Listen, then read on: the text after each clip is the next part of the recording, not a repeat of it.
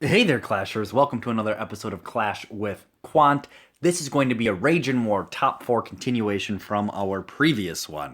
And we're going to go ahead and take a look at the top Town Hall 11 and Town Hall 9 attacks, starting with number 1. This is going to be Lola. She's a Town Hall 11 brand new, basically a Town Hall 10 army attacking a Town Hall 10. She's going to do a Penta Lava Loon, 3 Lightnings, and an Earthquake. She's going to try to take down this Air D and that Inferno Tower. So you can see that the Air D goes down, 1 more Lightning. The Inferno Tower we thought would have gone down, but you can see it's just a little sliver, so it's still up. But that does not deter her from continuing her attack. Let's go ahead and see what she does. She's going to go ahead and drop all 5 of her Lava Hounds right away, followed by her balloons. Then here comes Rage number 1. Here comes Rage number 2.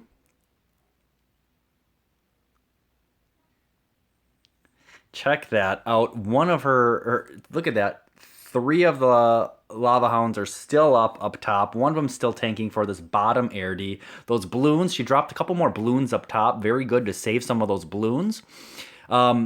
Lava Hound's still tanking for those Air D, which is great, but that Inferno Tower could be a problem. Let's go ahead and zoom in a little bit. She did drop the poison on the Archer Queen.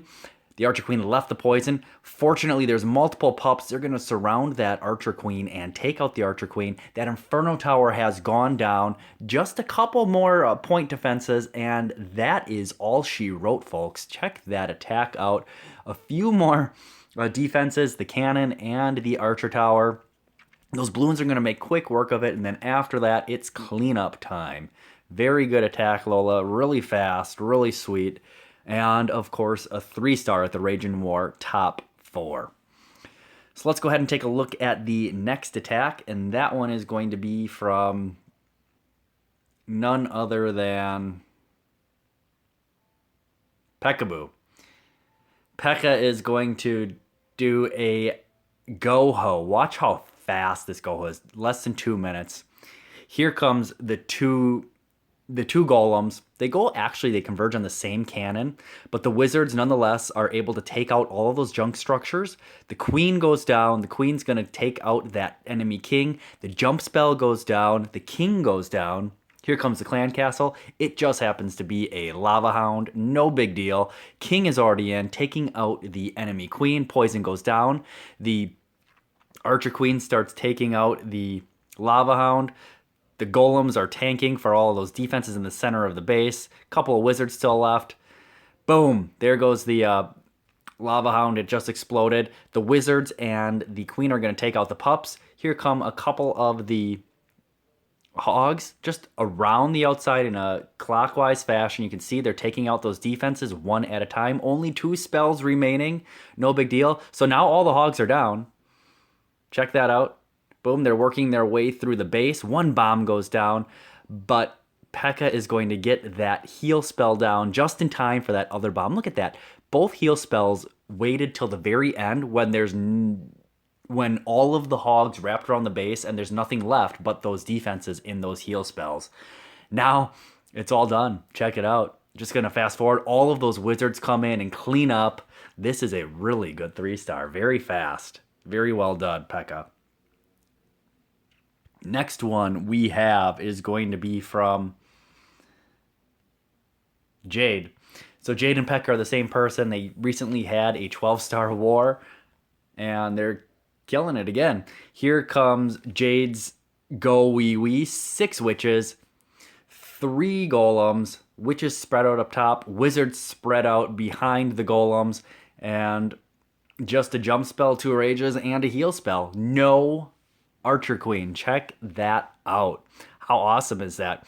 So we're going to watch all of these troops move into the base, funneled right to the center. They got a jump spell and a heal. The heal is for the clan castle troops. It's a dragon and a balloon. Poison that dragon and the balloon. Remember, there is no Archer Queen on this attack, so you have to rely on all of those wizards to take out the clan castle troops, and they do. 2 rages. All the spells are done, and they're not even 33% of the way through the base. But no big deal. All of those troops are under the rage. They're using the jump spell still. Clan Castle goes down. We have two groups of troops, one on the right-hand side, working their way down to the bottom, one on the left-hand side, working their way down to the bottom as well. And you can see that the golems are out in front, or the king in the bottom is out in front, but the golem on the left-hand side is out in front, taking for all of those defenses. Here comes the haste spell. Get them through that splash damage as quickly as possible. And that last archer tower, and you can see that this is going to be another 3-star from Jade, and it's a go wee wee. Just waiting for these troops to burn through the wall and get back right towards the center of that base. Just absolutely crushed it. Look how many wizards and witches are left. That's very uncommon to have on a go wee wee. So not a spread out base. A lot of people use go wee wees on spread out bases, which is really good, but this one was kind of compact and tight, and there you go. It's a 3-star. So it can be really any size base. Just make sure you get or any style base, but just make sure you get the spells down right and distribute your troops properly on the get-go. And the final one that we have for the Rage and War top 4 is going to be from, let's see, Taschen. I think that's how you say it. Taschen. All right, and of course we have technical difficulties right now, but hopefully we can burn through those. Maybe click on a different one. I'm on 4G. It should be going in. All right, so let's go ahead and take a look at Taschen. Still trying to figure out if we're able to get in there. All right, reprise. All right, maybe leave the game really quick, jump back in. And we'll go ahead and take a look at that attack really quickly. Kriegslog, boom, Taschen. So this is the first technical difficulties we had at the Rage and War top 4. Hopefully I worked my way through that really nicely. And here we go. It's going to be a go-ho. This is a cleanup attack, so we knew where all the giant bombs were, just one in each bay. First things first, lure that clan castle, get the hound out to the corner, and Tassen's just going to take care of it with a couple wizards and a poison. I'm going to fast forward through that because we know how it's done. Boom, poison, yeah, all good. And here comes the attack. First things first, we're going to go ahead and drop the two golems. Oh, actually, he works on the corners first. Pretty nice. He works on the one corner, but here comes the golems.